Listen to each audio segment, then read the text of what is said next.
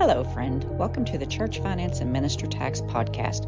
My name is Michelle Brown, and I am honored to be your host. In this podcast, we will discuss topics to help you organize, maximize, and utilize your God-given talents and skills so you can do what you do best, which is take care of the business side of the church and do it with excellence. If you are a church secretary, bookkeeper, administrative assistant, or any other superpower title you've been given, then this podcast is for you. So grab your notebook and pen, my friend, and your favorite beverage, and let's get ready to learn something cool today. Hello, and welcome to episode 71 of the podcast. We all know why we're here, so let's dive right on in. Our episode quote today is again by Mr. Craig Groeschel.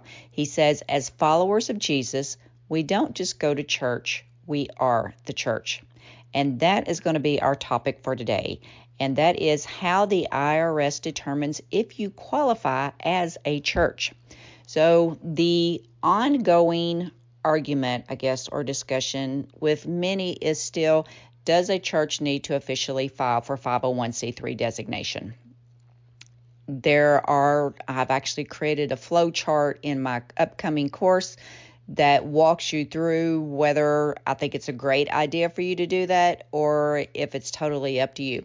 But I am going to tell you that when you fill out Form 1023, Schedule A is for churches exclusively, okay? There's lots of forms on this 1023 for the application, but Schedule A is for churches. And for purposes of the word church, okay, when I say church, it also includes mosques, temples, synagogues, and any other, form of organization for a church where you have a congregation or other religious membership group, okay? So I'm just going to touch on a few. There are actually about 13 or 14 criteria that they list on here that you go down and you answer questions to. You don't have to meet every single one of them, but you do have to meet the majority of them, okay? So I just wanted to throw these out here for you. Again, I just think it's interesting. And again, even if you decide not to file for the official paperwork, you still have to operate and meet the requirements of the 501c3, okay? So these do pertain to you, even if you don't officially file. So one of the first questions, obviously you have to have a legal form of organization, okay?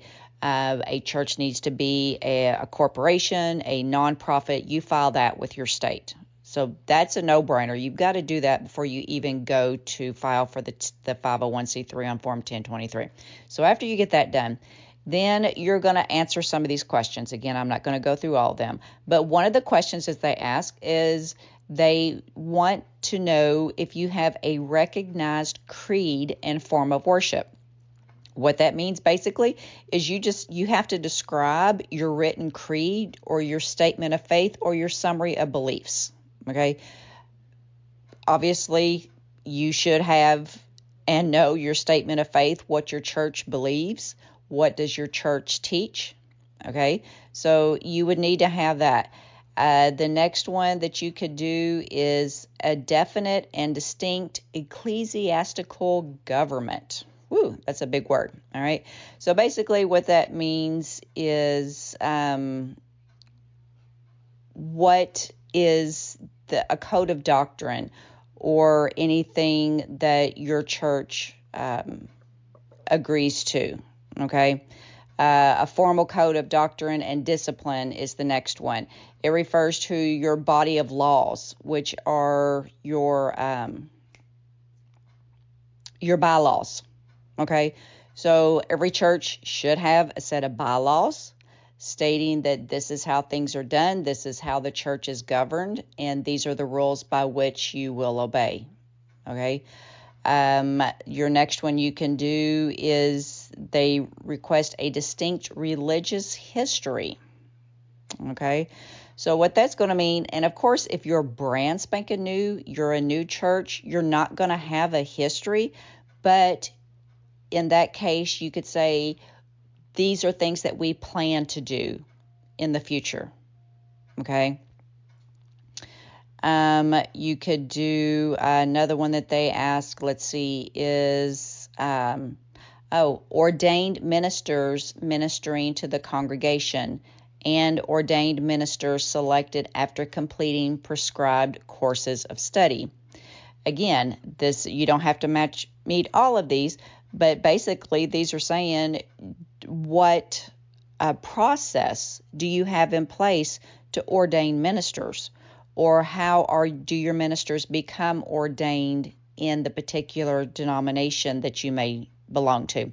Because one of the tax benefits for a qualified minister that they have to meet, one of the qualifications, that they have to be licensed, commissioned, or ordained. Okay, so how is your church going to ordain ministers? What is the procedure for that to happen? All right, another one that you can, another question they're going to ask is established places of worship. Okay, when do you worship? What are the days, the times of your services? Any order of events? Sometimes they even want to say just attach a copy of your church bulletin so we can see your order of service. Okay, you can include that in there. The form of worship refers to the devotion to your creed, your faith, or your beliefs. So you can put that in there. Sometimes they want to know the average number of members or non-members who attend your services. Okay, they want to know the address. Do you own your church building? Do you rent your church building? Is it provided for free? They want to know the number of your current members. And if you have no members, then you put 0. If you've got 5, you put 5. If you've got 1,000, you put 1,000. Okay. Let's see, another in here. They even ask about Sunday school. Sunday schools for the religious instruction of the young. Okay. Obviously, Sunday morning Bible study, Sunday morning Sunday school classes, that would help constitute, yes, this is a church. We're teaching our children biblical principles. We're teaching our children the Bible stories. We're teaching our children, whatever.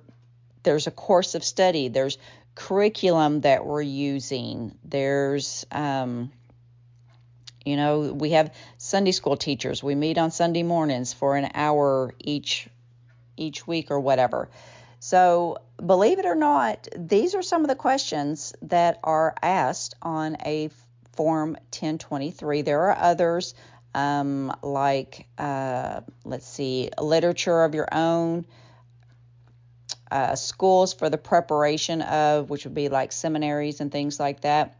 So, but the point that I wanted to make is that the IRS does take this seriously. And if you don't answer these questions correctly, the IRS does have the right they can still make you a 501c3. They can approve your status, but they can list you as a ministry instead of a church. Okay? You don't want that to happen. And you may ask, well, what's the difference? If I'm a 501c3, I'm still tax exempt. Yes, you are. But as a ministry instead of a church, you have to do now annual 990 filings. Okay? You don't want to have to do that. You have to, instead of being like churches can just accept donations, you don't have to sign up for anything. You don't have to register for anything.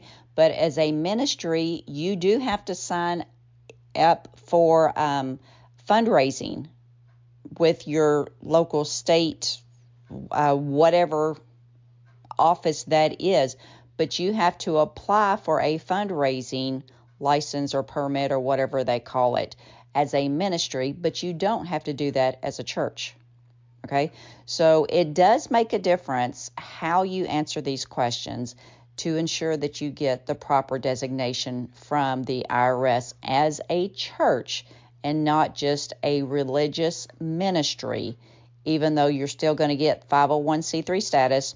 though you're still going to get the same, Section 170, you fall under there, but there's one of them little parentheses that makes a difference. If you get that little parenthesis different under your Section 170, you just want to make sure you get these questions right. And you also want to make sure, again, if these questions are on the application, if you get audited, you need to be able to have answers to all of these questions. Okay, so you still are required to meet the majority of these, though you don't have to meet every single one for IRS purposes. Okay, and I think that's going to be it. Again, I do talk about this in my upcoming course, which will be released within the next just few days. It is called Intro to Church Finances, and I am excited about it. I do already have I've made it available to a very small group of people that are in my monthly membership group, and I'm waiting to get some feedback from them, and then we're going to launch this puppy out into the world. I am super excited about it. But one of the lessons in Module 1, we do talk about 501c3 and whether or not your church needs that. So just something to think about and something to ponder. Until next time, my friend, remember to always strive to make an impact and not just an income. And remember to always look your best, do your best, and be your best. And please know that no matter what is going on in your part of the world, God's got you, girl. Be blessed, my friend. Bye.